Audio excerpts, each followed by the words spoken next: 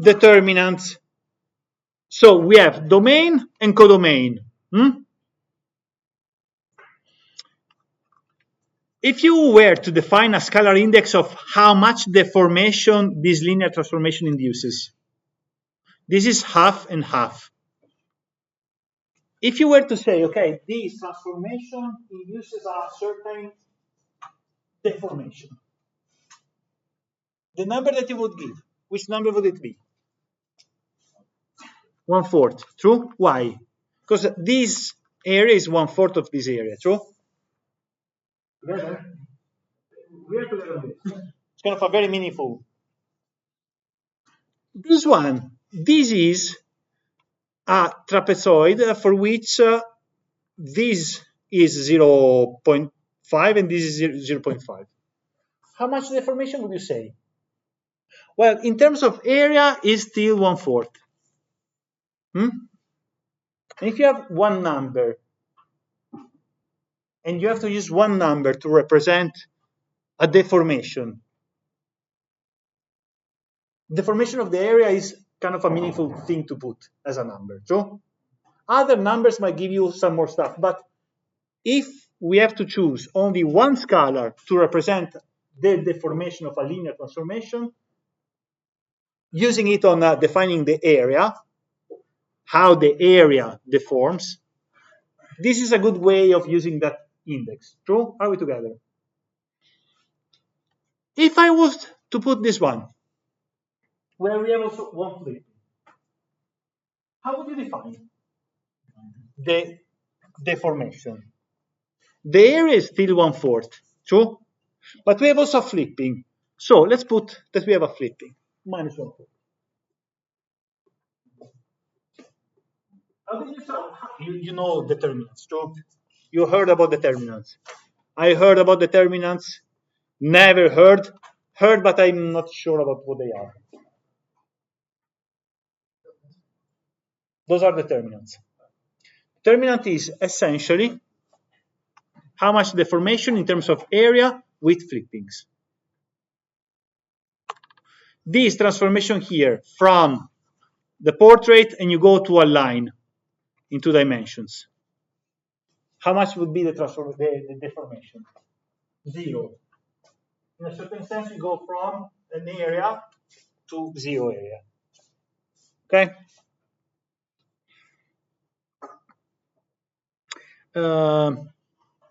Now, look at this picture. In this picture that I'm putting here I'm putting both domain and codomain. So I'm putting x1, x2, and also a1, a2 in the sense of the same basis because it's a square transformation, and I can put kind of confound domain and codomain. How do I use this plot? This a1 is this a1, the a2 is this transformation. Do you see the transformation? That means if I put a grid, I go from this grid into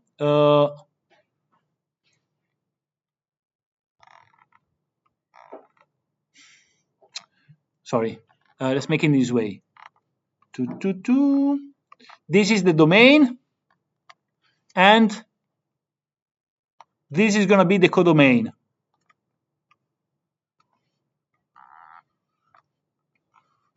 Do you see it, people?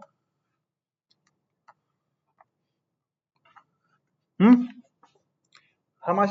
1, 2, 3. Do you see what I'm drawing?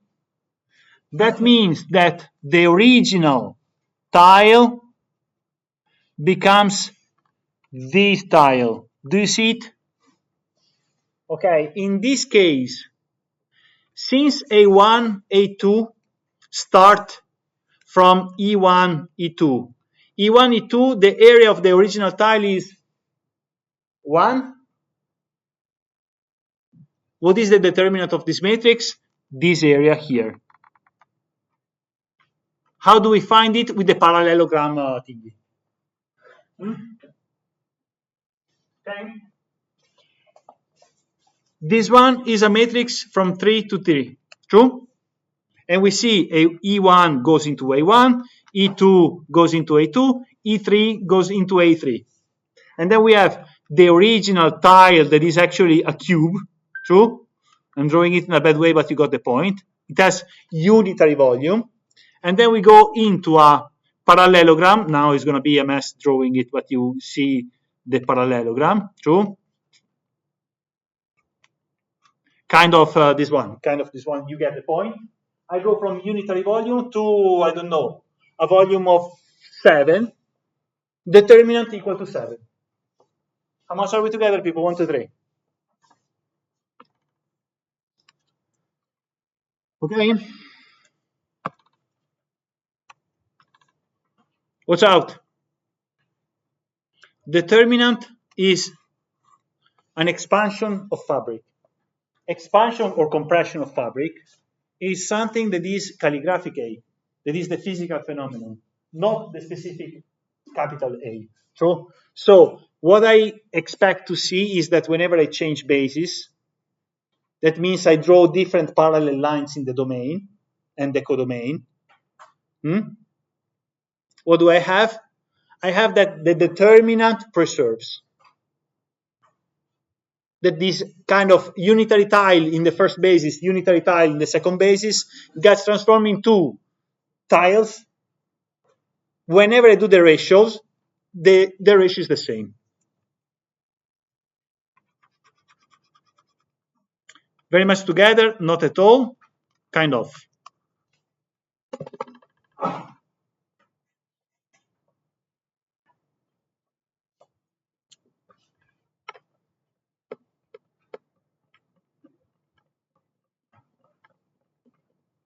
I see some twos. Why some twos? Other questions?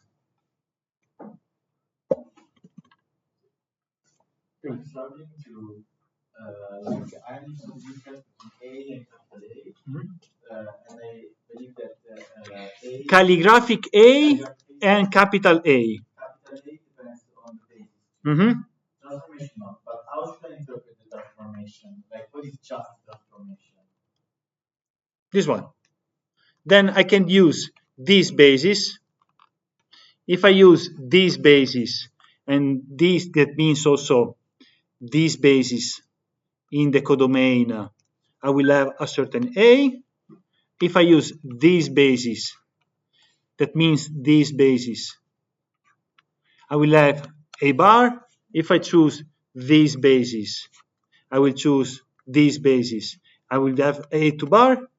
What is the physical phenomenon? The same. So the portrait at the end of the person that is tearing the portrait apart, this is the portrait, independently of what we use. So calligraphy cannot be represented. We should choose the basis before representing this dimension. If I give you this one, and then I give you this one, which numbers would you use for representing calligraphic A? You need to define the basis. Because this one is the process. This one. Does it have a name? This object here, does it have a name originally? No, we need to call it in a certain way. We need to call it pen, penna, whatever it is. True? Yeah. Are we together? 1, 2, 3, people. Perfect. Are there other questions? No.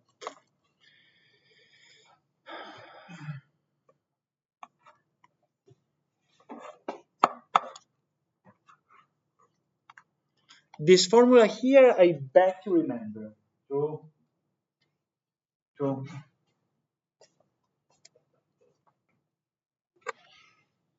Indeed, if you do the computations, if you do this computation here, it's actually this area here. Okay. See, AB, CD, area is that stuff. Because in a certain sense, A1, A2, we start from this tile and we go into this tile. And it's the ratio of the areas. But since I start with unitary tile, you got the point. Okay. This one I know this. I don't know this. I heard about this.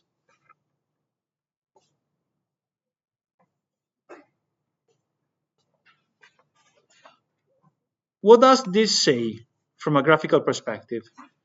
I have domain, and I can include the codomain because I'm talking about square matrices. True. It means that A1, A2, I have something like this. True. To have a determinant equal to 0, it means that they need to be collinear. True. It means that the whole domain goes into codomain, that is, this is the codomain. True? True? That is the codomain. And if I tell you, well, I got this y, can you find an x such that ax is equal to that y?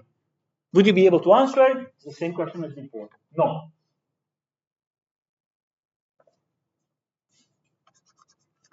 Very much together, not together at all, kind of together. I see some tools. What is not clear here? What is the least clear part? Let's make it this way: 1 minute of discussing this per table, and then find out some question to ask me.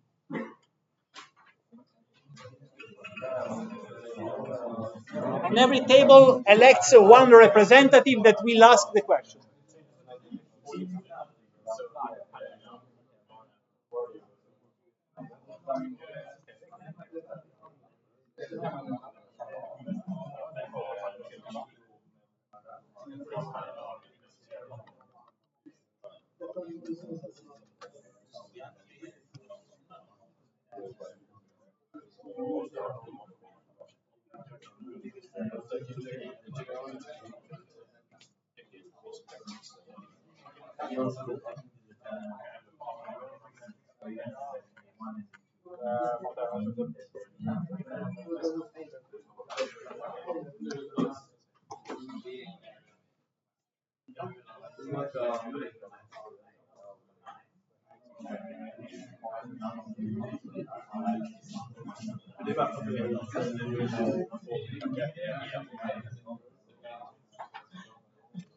Okay, people? Questions? Are there questions? Are there questions? If not, ask me, but later if you want. But if you have questions that are kind of meaningful in class, ask them in class, okay, people? It's important. How do we feel?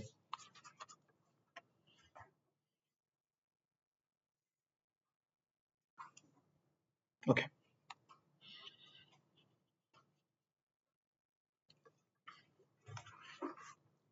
You need to compute a minus 1, blah blah blah blah. But I think that we got the point. So let's make the connection. I have a square matrix. Then if I have this stuff here, this implies that the columns rows are linearly independent. Together, you always tell me together, not together. Very much together, not together, kind of. Okay, on this one, show me. Perfect. That also means that in case I've got linearly independent, it means that the determinant is different from 0. True. Are we together? Perfect. That means also that the associated linear transformation calligraphic A is invertible. True. Because the invertibility of the calligraphic A is not of A. Perfect. That means also that I can solve this one for any B. True. Are we together? 1, 2, 3. Perfect. And it's obvious, since this one means that B is going to be in the column space of A. That means I can reach B. True? Okay. Now, this type of reasoning and this capability of connecting the points together, not only those ones, but also the other ones that we are doing in the course, this is where you have to be. At the exam, I want you to be able to do these connections. Are we together? Not those ones specifically, also those ones, but somehow you, for becoming a good professional, you need to have an overview of how the pieces of the puzzle put together. If you see yourself preparing for the exam that you are not able to connect pieces, in a certain sense, you are not where you should be. I'm not saying that if you do not know how to connect the stuff here in this way, you are going to fail. I'm not saying this. But you see where the end point you should be. Okay? This is what you would strive. You should strive for. Okay? Perfect.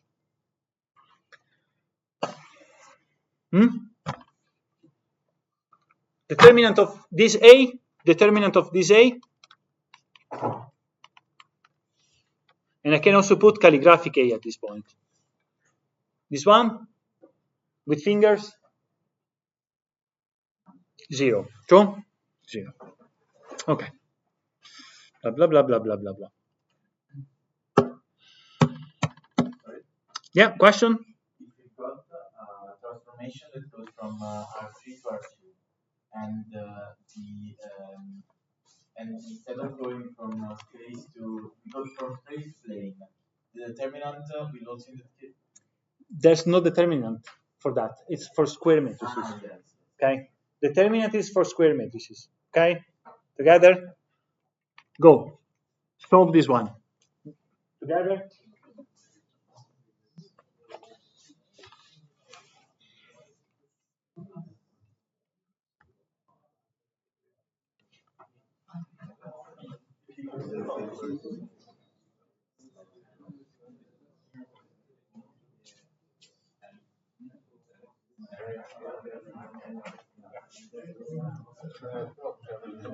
This minus this. True?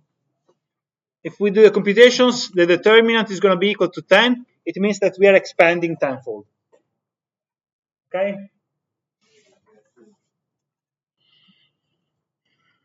Now let's do also this one and then we take a pause. Fanculo, there's a typo here.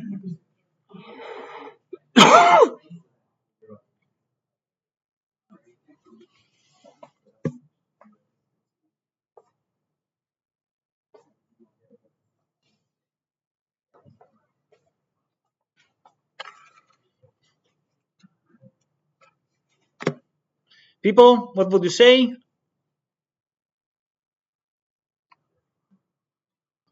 The set of linear combinations, the range, if I have a matrix A for which I've got A1, A2, the range would be this one, true? And it will be single dimensional, true? So this one is false. Are we together? The 2 is wrong. Because the number of columns of A of this A would be, how many columns would we have here? 2. We have A1, A2, it means 2 columns. Okay? Notice how I don't need to draw the domain in this case, because I just plot A1, A2. Okay. Let's take a pause.